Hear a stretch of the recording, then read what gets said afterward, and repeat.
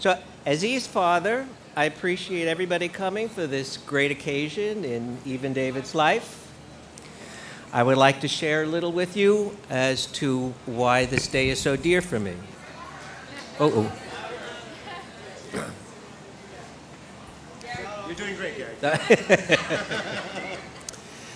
When Eve was no more than 2 feet tall, our family went on a weekend to the Catskill Mountains, also known as the Borscht Belt. While Harris and Gwen went outside to play, I was charged with walking my little girl around the hotel. As we were passing through the lobby, we noticed that the place was full of old folk, people watching and gossiping. Suddenly, and without warning, Eve suffered a major blowout, a meltdown of epic proportions. She threw herself on the ground, flailing about, crying, as if she had been mortally wounded. The old folk all leaned in, hoping, of course, to see what kind of beating she was going to get now, having caused this commotion. Instead, I leaned over and said to her something out loud that the Altercockers could hear. They laughed, broke the tension. Eve got up, took my hand, and we walked off. What I had said was, Eve, I can't wait to grow up and get married. And here we are. Yeah. Eva, we've come a long way since that tantrum. As Daddykins, my job was to help you through crises. Like when you overcame the robbers, you decided we're climbing through the windows. I did that by having her switch position on the bed. Or your terror over dogs, for which I say thank you, Pee-wee.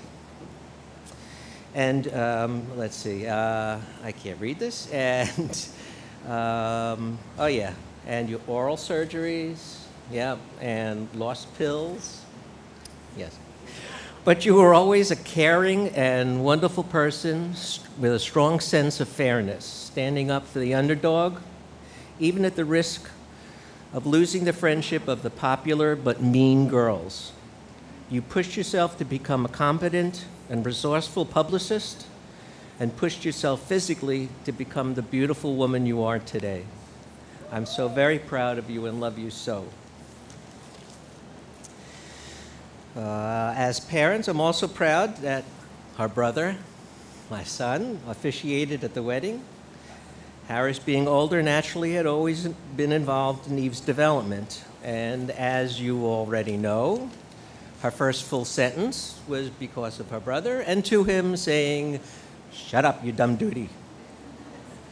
But Harris brought more to Eve than mere grammar, syntax, and dirty words. My kids have a special closeness, so it was no surprise that over the years, Harris let Eve hang out with he and his friends. One of these, of course, was David. David's years at Camp Ramon College were well spent at least on the East Coast. Our house was always open to our kids' friends, so off and on, high school through college, I can say I've known David for about 20 years.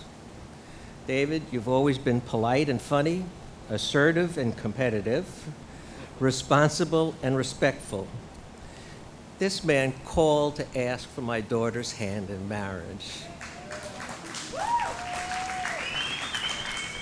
A real class act and a real mensch. So while the two of you pass over from singles to one, I feel like I'm not losing a daughter, but rather I'll just be seeing more of someone who's been part of our family for decades.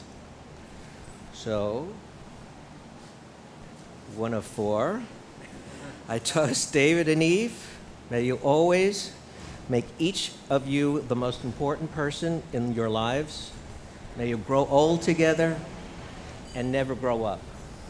L'chaim. All right, for our next toast, bring up Robyn Finker.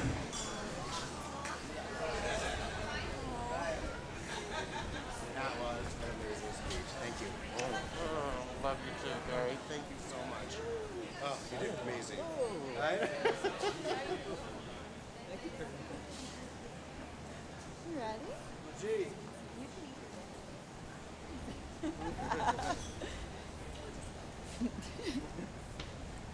All right.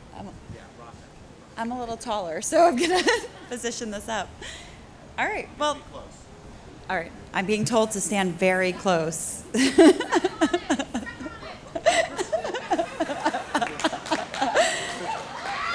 So that kind of a party. All right. So for anyone who doesn't know me, I'm Robyn. I'm Eve's probably oldest friend who's here. So Eve and I met in second grade, and we actually met because we were both annoyed by the same person, Jan Robyn, and trying to hide and be able to find some fun times on our own. But very quickly we realized we had a ton in common. We both love tuna sandwiches, we both love to ride bicycles, and most importantly, we both love to play Barbies. Evie and I quickly became inseparable and really helped each other through a lot of firsts. So bra shopping, leg shaving, first kisses, all the important passages in life. And although after middle school we were very rarely in the same place, we were never too far apart in life. Somehow, even at 7, we both knew where our futures would take us. Eve's Barbies lived in California, and my Barbies lived in New York City.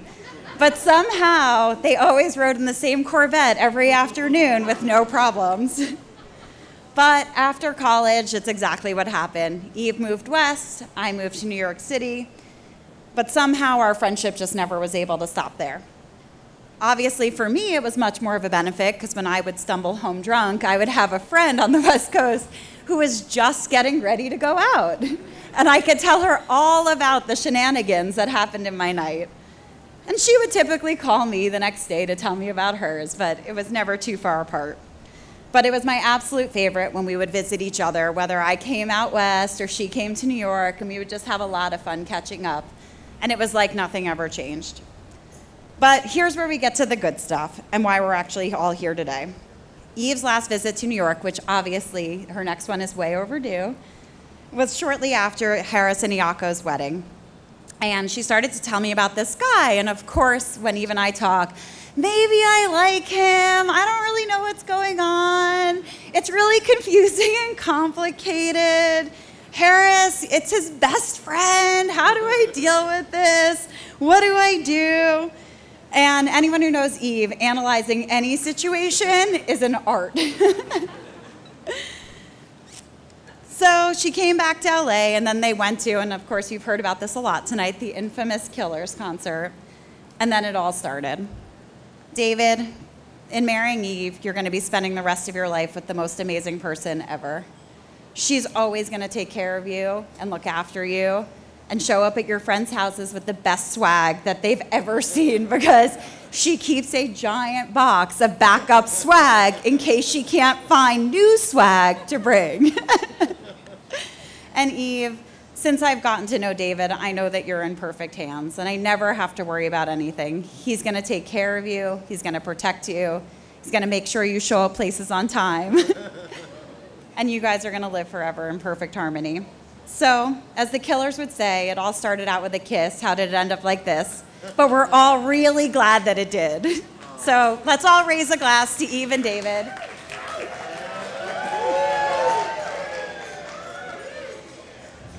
All right, for our next toast, we'll bring up Chris Jones.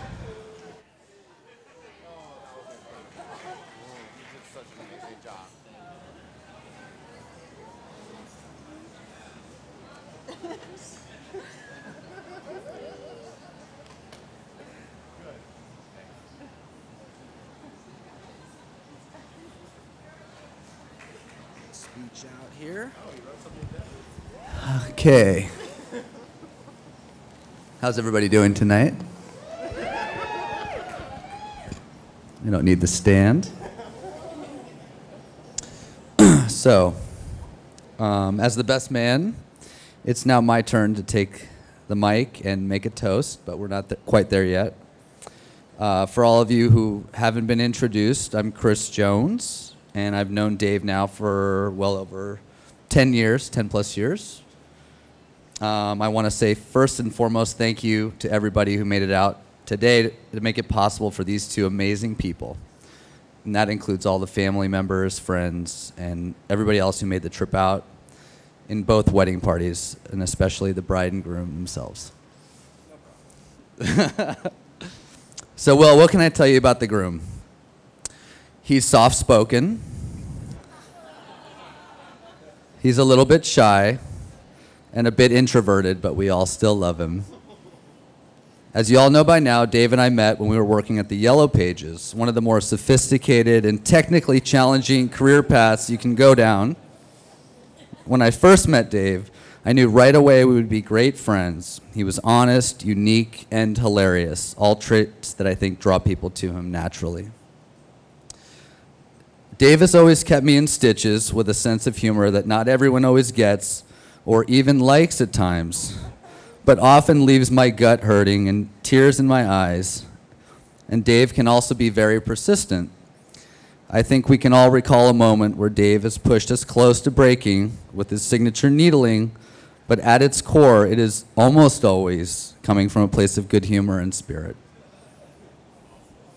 So when Dave asked me to be his best man, I was extremely honored, and at the time, I was also a bit shocked, because Dave knows what a slacker I can be, and in my mind, I was thinking it meant he really must not mean a lot. It must not be very important for him to have me as his best man, but it turned out okay, I think. He knows that I am the type of guy who would probably have a hard time reading, let alone writing the speech that I'm reading to you right now, or handling all the details of things like a bachelor party, or even just showing up to the wedding on time, which I was late to today. But I'm not one to back down from a challenge.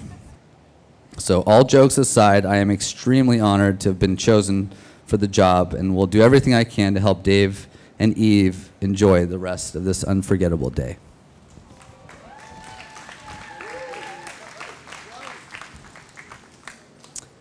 I'd like to tell you quickly a bit more about David and what makes him tick. First and foremost, it's the love of his life, Eve.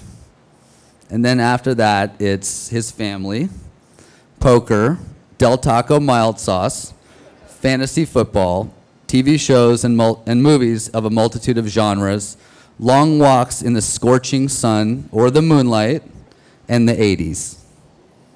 Dave is also a very selfless guy. There are too many times to mention that he has helped me over the years in so many ways. For that, I want to say thank you. One example that comes to mind is how he spent hours and hours teaching me the fundamentals of poker, knowing full well that I'm a terrible gambler and will probably still end up losing all my money in the end by doing something stupid like playing deuce 3 offsuit under the gun. For all you poker players, that joke just went right over your head. But now I'd like to say a few words about Eve. I first met Eve a little over a year ago when Dave was living out in Anaheim. And Eve is the type of person that the minute you meet her, she instantly seems like someone you have known all your life, like a great friend. I could tell right away that Dave had found an amazing person, a great catch, and his perfect match, even if she does like chocolate pie. What can I say about Eve that hasn't already been said? She's smart, beautiful, inside and out, supportive of anyone deserving it, and most important, strong enough to put up with David. All kidding aside, I'm so happy that Dave was lucky enough to find Eve again and have her in his life. I'd like us all to raise our glasses to two of the most amazing and original people I know, two of the kindest souls that would do just about anything for their family and friends, and who I hope will now get to enjoy the rest of their lives together and have those lives be full of adventure, new experiences, and most important, love.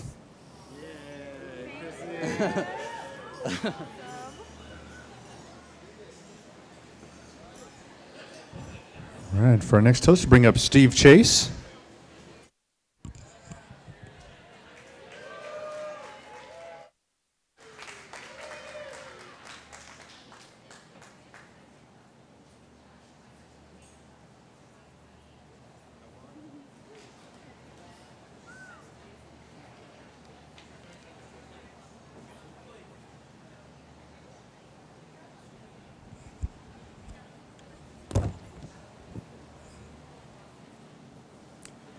David and Eve asked us to say a few words. After some negotiation, I agreed to keep it an hour or less. So, since I have an hour, I remember the day he was born. So do I. I'm not going to show you any pictures, but seriously, we remember David as a bright, happy child who got along with his two older sisters, mainly because they were a lot older than him. I remember overnight camping trips with Indian guides, going to Little League and card shows and to Angel baseball games. He was always very affectionate, pleasant, and close with us. He is also close with his sisters and nieces and nephew. He's always had a good heart and a moral compass. He has a strong sense of right and wrong. He loves to play games, and he has that certain intelligence about him. As he became a teenager, he developed a very independent nature, as you might have noticed. Sharon would have loved to go shopping with him, to buy him clothes for a teenager. But David, his idea of shopping was he would go to the Goodwill outlet store and he would buy clothes. I kid you not, I didn't know that they did this, but they sold them by the pound. So he would find some old men's suit pants, and he would literally bring it home and cut. And that was what he wore all day, and including threads going down and everything. Humiliating. Yeah. He went on to Camp Ramah trip to Israel, where he first met Harris, who was from the New York Camp Ramah, and they became good friends, as you've heard. When he was college age, he wanted to go to Boston University to join Harris, who had started there the year before. In fact, he said, I don't know if you remember this, David, he said that unless he went there, he would not go to college. Remember that? Yeah. I doubt it that this was really true, but you ready for this? I didn't call his bluff. Get the pun? Okay. The Samuels family was nice enough to have him over on those holidays and vacations that he didn't come home. We didn't know at the time that Harris had a cute little sister. There's a musical that was very popular in probably the 50s and 60s called Gigi.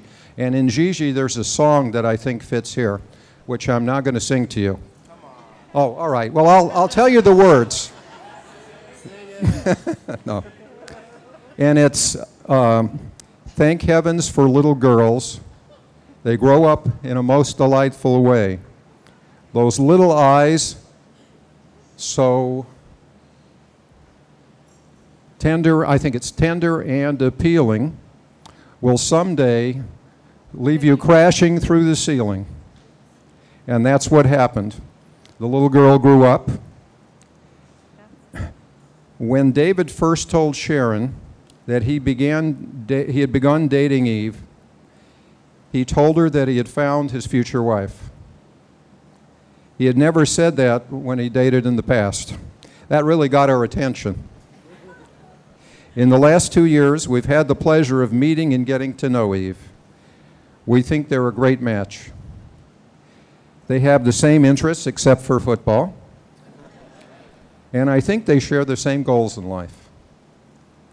As parents, it is our great joy to see our children happy. It is our pleasure, Eve and David, to see you embarking in this new great adventure in your lives. And to Eve, we love you and welcome you into our family. Thank you.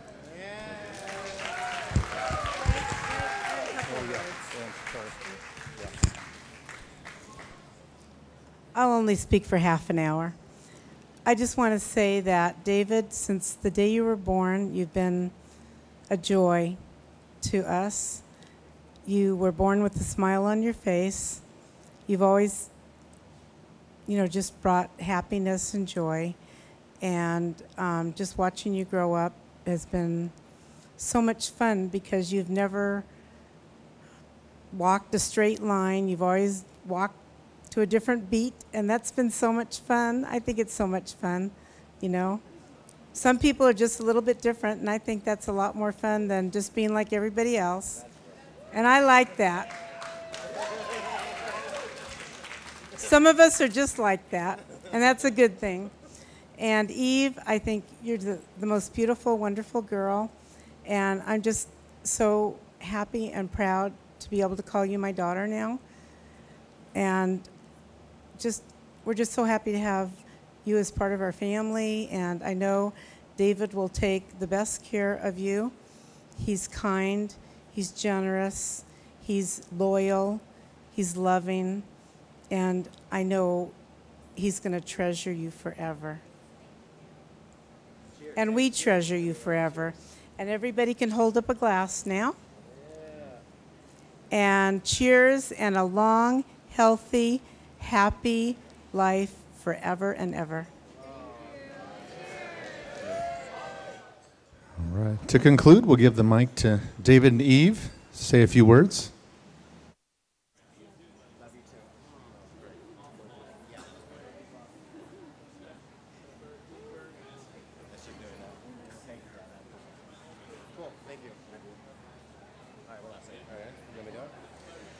Don't worry, we're not really saying a few words. We're just going to tell you that for dessert that you're about to eat right now is from our home bakery. This place has been very detrimental to me because it's been way too good, and it's across the street from our house.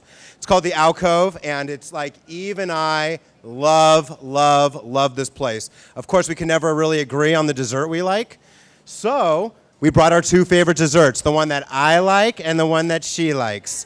So you're going to choose.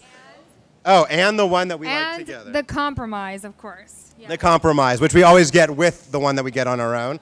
So if you're an Eve fan, you're going to go for the chocolate peanut butter cake. And they're going to all come around. If you're a David fan, you're going to go for a toffee cheesecake. All right. So let the waiter know whatever you would like, and then the compromise is a blondie. And everybody gets. Everyone gets the compromise, so you'll have a little slice of that as well. So now, have a good time. Speeches are over. Now it's all relaxation. Have a good time. Take photo booth pictures and sign our guest book. And thank you, everybody, for coming.